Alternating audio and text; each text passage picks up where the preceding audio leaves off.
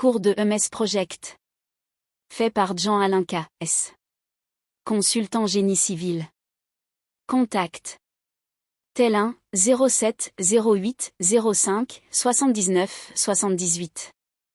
Tel 2, 01 53 96 90 93. Chapitre 1. Préparation des éléments du planning. Introduction. Bien qu'il soit possible de commencer directement son planning sur MS Project, il est vivement conseillé de faire des activités préparatoires sur MS Excel pour un certain nombre d'activités, et surtout si votre planning est basé sur un devis MS Excel. Armes, éléments à préparer à déterminer. Il faut dans cette phase définir la durée de la tâche, seules les sous-tâches définitives doivent être évaluées, le personnel affecté à la tâche et le salaire. Déterminer les outils nécessaires pour la tâche, leur quantité et leurs coûts unitaires. Déterminer les consommables de la tâche, leur quantité et leurs coûts unitaires. 2. Éléments du devis à modifier. Dans cette phase, certains éléments du devis seront déplacés. Exemple, le titre du projet. Supprimés. Exemple, les sous-totaux, les tâches dont les quantités sont nulles. Ajoutés. Exemple, les détails d'exécution d'une tâche globale, les indispensables non inclus dans le devis.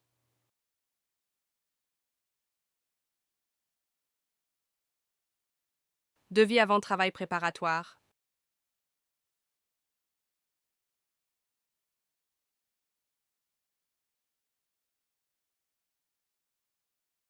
Devis après travail préparatoire.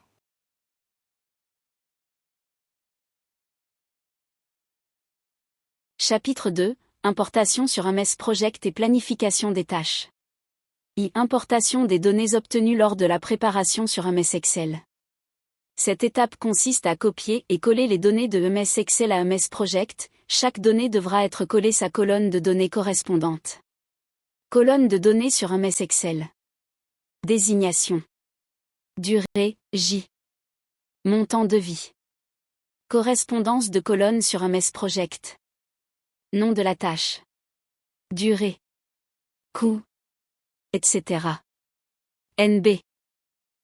Certaines colonnes comme coût devront être ajoutées. 2. Planification des tâches. 1. Définition du temps de travail, horaire de travail, jours chômés et jours de travail. Il faut avant tout savoir que les fichiers vierges de MS Project viennent avec la configuration de base suivante. Heure de début de travail, 09H00MN. Pause de travail entre 12H00MN et 14H00MN. Heure de fin de travail, 18H00MN. Le samedi et le dimanche sont des jours chômés. Il n'y a pas de jour férié. Mais cette configuration peut être modifiée. Pour modifier la configuration de base du temps de travail, il faut aller sur l'onglet « Projet ». Cliquez sur l'icône « Modifier les horaires de travail ». Dans la boîte de dialogue, restez sur l'onglet « Exception » du tableau du bas. Dans la colonne « Début », entrez manuellement la date de début de votre projet ou utilisez le calendrier associé pour le faire. Cliquez dans la colonne « Fin » puis sur « Détail » à l'extrême droite du tableau. Une autre boîte de dialogue apparaîtra, dans laquelle vous pourrez faire les modifications en fonction de votre projet. Vous pouvez définir plusieurs modes horaires qui ne doivent pas se contredire. NB, la colonne nom est facultatif.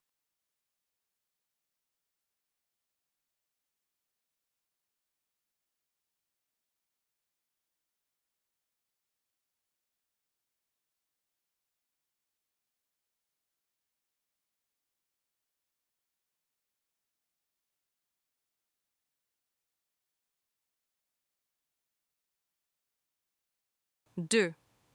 Définir la date de début du projet. Pour modifier la date de début du projet, il faut aller sur l'onglet « Projet », cliquer sur l'icône « Déplacer le projet ». Dans la boîte de dialogue qui apparaît, inscrivez la date de début de votre projet, cochez la case « Déplacer les échéances » et cliquez sur « OK ». NB. Comme l'indique son nom, peut aussi servir à déplacer les échéances d'un planning déjà réalisé. 3. Hiérarchisation des tâches. Cette opération consiste à définir les sous-tâches. Exemple, toutes les autres tâches sont des sous-tâches du projet principal. Construction d'un bâtiment de 3 salles de classe à Mamou. Maçonnerie, béton-arme est une sous-tâche de l'O2, gros œuvre. Fondation est aussi une sous-tâche de maçonnerie, béton-arme. Amorce des poteaux en BA dosés à 350 kg par mètre cube est une sous-tâche de fondation. Et béton, acier à achat 60 kg par mètre cube et coffrage 12 mètres carrés par mètre cube sont des sous-tâches de amorce des poteaux en BA dosés à 350 kg par mètre cube.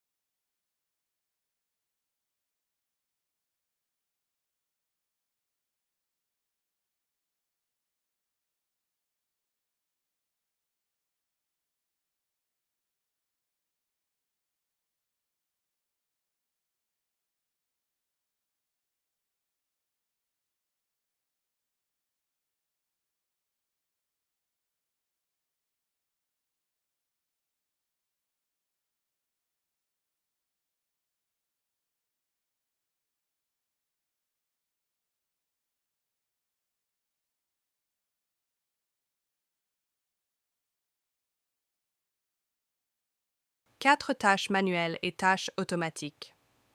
Pour les déplacements de tâches dans le graphique, le logiciel définit deux types de tâches. Les tâches manuelles qui ne se déplacent que par des entrées manuelles sur leur date de début ou de fin. Les tâches automatiques que se déplacent au gré de leur prédécesseur le plus contraignant. Pour définir une tâche en automatique, il faut cliquer sur la ligne de la tâche, puis sur aller dans l'onglet Tâches et cliquer sur l'icône Planification automatique.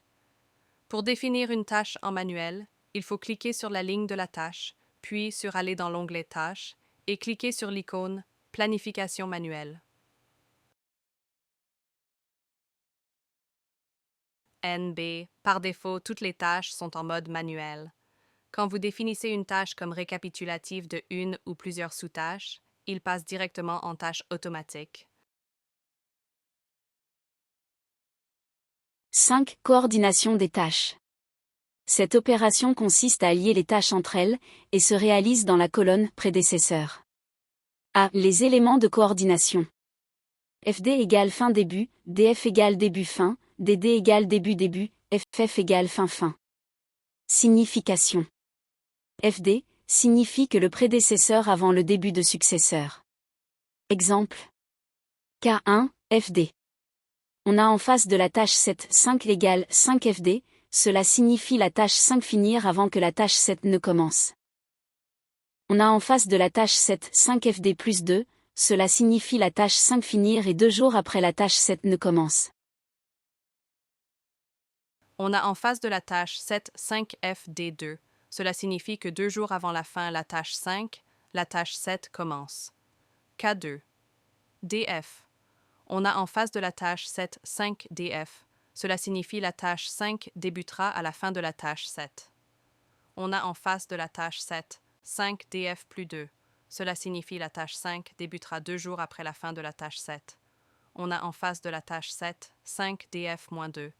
Cela signifie la tâche 5 débutera 2 jours avant la fin de la tâche. 7K, 3, DD-. On a en face de la tâche 7, 5 DD. Cela signifie que la tâche 5 et la tâche 7 débutent ensemble. On a en face de la tâche 7, 5 DD plus 2. Cela signifie que la tâche 5 commence 2 jours avant la tâche 7 débute. On a en face de la tâche 7, 5 DD moins 2. Cela signifie que la tâche 5 débutera 2 jours après la tâche 7 débute. Cas 4. FF. On a en face de la tâche 7, 5 FF. Cela signifie que la tâche 5 et la tâche 7 finissent ensemble. On a en face de la tâche 7, 5 FF plus 2. Cela signifie que la tâche 5 finit 2 jours avant la tâche 7. On a en face de la tâche 7, 5 FF moins 2. Cela signifie que la tâche 5 finit 2 jours après la tâche 7 NB. Mettre 5 dans la colonne prédécesseur d'une tâche correspond à 5 FD, donc la machine n'affichera que 5, même si vous saisissez 5 FD.